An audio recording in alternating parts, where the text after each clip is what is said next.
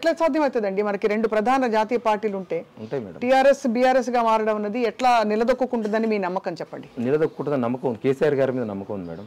కేసీఆర్ గారు ఏదైనా సాధించగలుగుతారని మాకు నమ్మకం. అంటే ఎట్లయితే తెలంగాణ సాధించుకున్నారో అట్లా కలిసిండ్రా ఎప్పుడైనా? కలిసే అవకాశం రాలే మేడం. మరి మా ఊర్లో గ్రామ పంచాయతీ ఓపెనింగ్ ఆయన ద్వారా ఆయన చేతుల మీదనే చేయాలని చెప్పేసి నా కోరిక మేడం.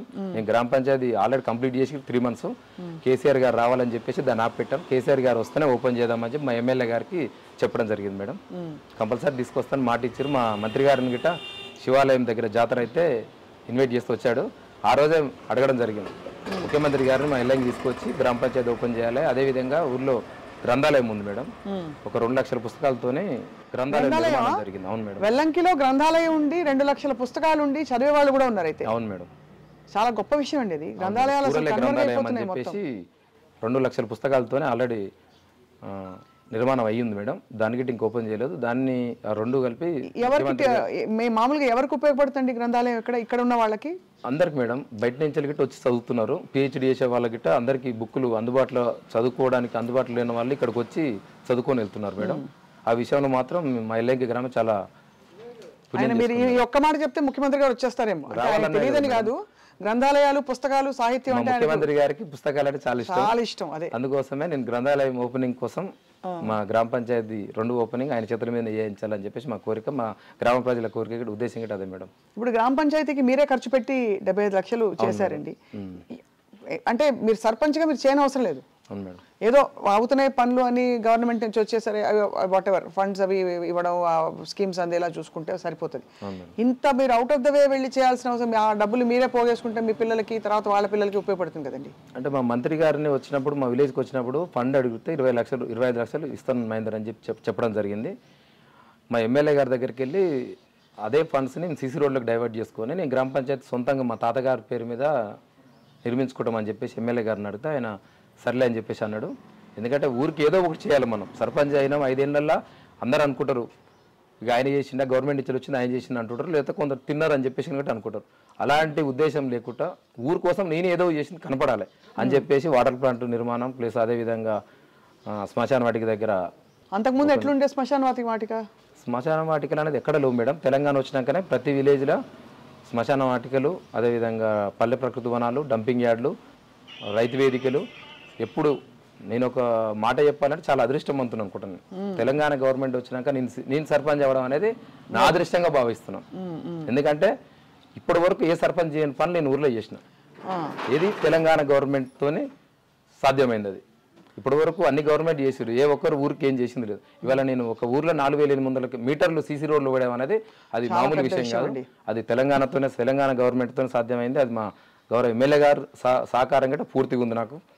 మా ఎమ్మెల్యే గారి గిట్ట ఏది అడిగినా కాదనుకుంటే చేసే వ్యక్తి. గతుకుల రోడ్ల మీద పోయి అలవగొట్టుకుని మనం కూలికోనాలకు ఏ పనికి పోయినా సరే అది రావడం అంత ఘోరమైన పరిస్థితి ఉండదండి. అట్లాంటిది మీరు సీసీ రోడ్లు వేయించారంటేనే అసలు మంచి చక్కటి ప్రయాణం జనానికి. తర్వాత మీరు డంపింగ్ యార్డ్ అన్నారు, ఇది కూడా చాలా పెద్ద సమస్య. చాలా గ్రామాల్లో డంపింగ్ యార్డ్ లేక అక్కడ పారిశుద్ధ్య లోపం ఇవన్నీ ఏర్పడి చాలా సమస్యలు వస్తుంటాయి. అసలు డంపింగ్ యార్డ్ పెట్టాలనే ఆలోచన ఎట్లొచ్చింది మీకు? అంటే అది ఇక ముఖ్యమంత్రి గారు ఆలోచన మేడం. ఇక ఆయన డంపింగ్ యార్డ్ కానీ రైతు వేదికలు కానీ ఇవన్నీ ముఖ్యమంత్రి గారి ఆలోచనలో అవన్నీ మేము ప్రతి విలేజ్లో ఆచరించడం, ప్రతి విలేజ్లో కట్టిరు. ప్రతిపక్షాలు ఏంటంటే ఇవన్నీ మా డబ్బులు అని చెప్పేసి సెంటర్ నుంచి వచ్చిన డబ్బులు అని చెప్పేసి అంటే సెంటర్ నుంచి రావచ్చు. సెంటర్ ఉన్నది ఎందుకు మేడం? సెంటర్ నుంచి అసలు ఇన్ఫాక్ట్ అంటే జరుగుతున్న మంచి పనులన్నీ సెంటర్ నుంచి వచ్చే నిధులు, మీరు ఫోటోలు మాత్రం మార్చుకుంటున్నారు అంటే ఈ ప్రభుత్వం అని చెప్పి కొన్ని ఆరోపణలు చేస్తుంటారు. అలాంటిది ఏం లేదు మేడం. ఎవరు గవర్నమెంట్ ఉంటే వాళ్ళ ఫోటోలు పెట్టుకొని చేయడం అది ఎప్పటి నుంచి వస్తున్న సంప్రదాయం, ఇలా కొత్తగా ఏం కాదు. ఈ రైతు వేదికల్లో ఏం జరుగుతుంటుంది? రైతు వేదికలో రైతులు అందరు కూర్చొని పంటలు ఏ పంటలు వేయాలి, దానికి ఏ ఎరువులు వాడాలి ఏందనేది అని చెప్పేసి రైతు వేదికలలో ఏఓలు ఏఈఓలు వాళ్ళతో రైతులు సమావేశం పెట్టుకోవడానికి చాలా ఉపయోగపడుతుంది. అదేవిధంగా ఊర్లో ఎలాంటి సమావేశాలు జరుపుకోవడానికైనా ఆ వేదిక అనేది చాలా ఉపయోగకరమైనదని చెప్పేసి కూడా మేము తెలియజేస్తున్నాం. ఇప్పుడు ఈ కళ్యాణ లక్ష్మిలు ఇవన్నీ వింటుంటాం కదా, అవి మీ చేతుల మీద అందజేసిన పరిస్థితులు ఉన్నాయా? చాలా మందికి ఇప్పించాం మేడం. మా ఎమ్మెల్యే గారి సహకారంతో కళ్యాణ లక్ష్మిలు కానీ సీఎం రిలీఫ్ ఫండ్లు కానీ మా విలేజ్ లో చాలా మందికి ఇప్పడం. ఎట్లా వస్తారు చెప్పండి కొంచెం నాకంటే.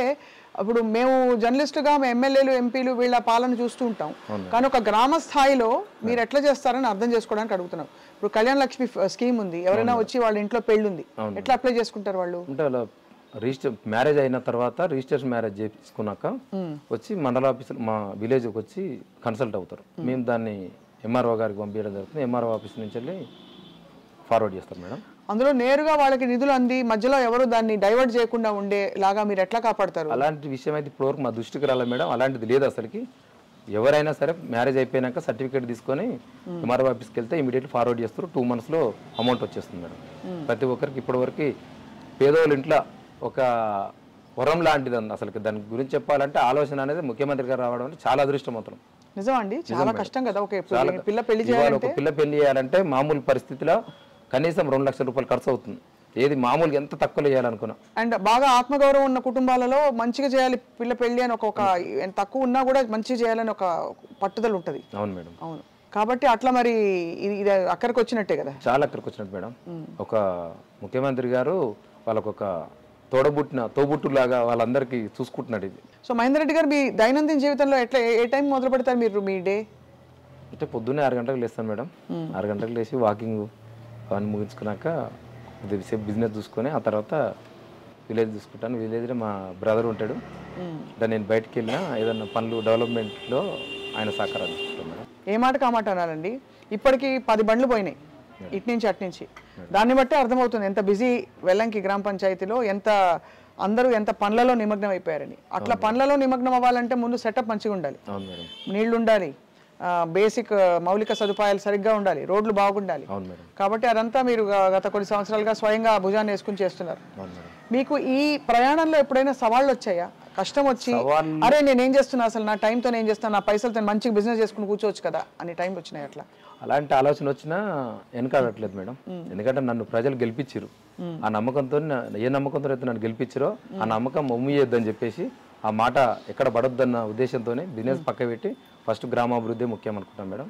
గ్రామంలో పారిశుద్ధ కార్మికులు కనీసం నేను వచ్చినాక ఏ రోజు వాళ్ళని 1 గంట ఖాళీ కూర్చోబెట్టింది లేదు. అంటే వాళ్ళందరికీ నేను కృతజ్ఞతలు తెలియాలి. ఎందుకంటే ఈరోజు ఊరు ఇలాగ ఉందంటే గిట్ట కారణం గిట్ట వాళ్ళ పాత్ర గిట్ట చాలా ఉంది మేడం. మా పాలక వర్గం నుంచి చూసినా సపోర్ట్ ప్రతి ఒక్కరు నాకున్న 12 నెంబర్లు వాళ్ళ సపోర్ట్ గిట్ట ఫుల్గా ఉంది మేడం. అట్లాంటి ఇబ్బంది ఏం లేదు. ఎక్కడ నాకు సవాళ్ళు అనేది ఎవరు వచ్చి నువ్వు ఇది చేస్తలేవు అని చెప్పి అడిగేటోళ్ళు లేరు. ఫస్ట్ ఏంటంటే వాళ్ళు అడగ ముందుగా నేను చేస్తున్నాను మేడం. ఏది కావాలనో ఎక్కడ ఏది కావాలనో ఆలోచించి 12 వార్డులు ఉన్నాయి. 12 వార్డులలో ఎక్కడ ఏ వార్డులో ఏం పని చేయాలి అని ఆలోచించుకొని ముందు ప్రణాళికలతోనే పని చేసుకుంటూ పోతున్నాం మేడం.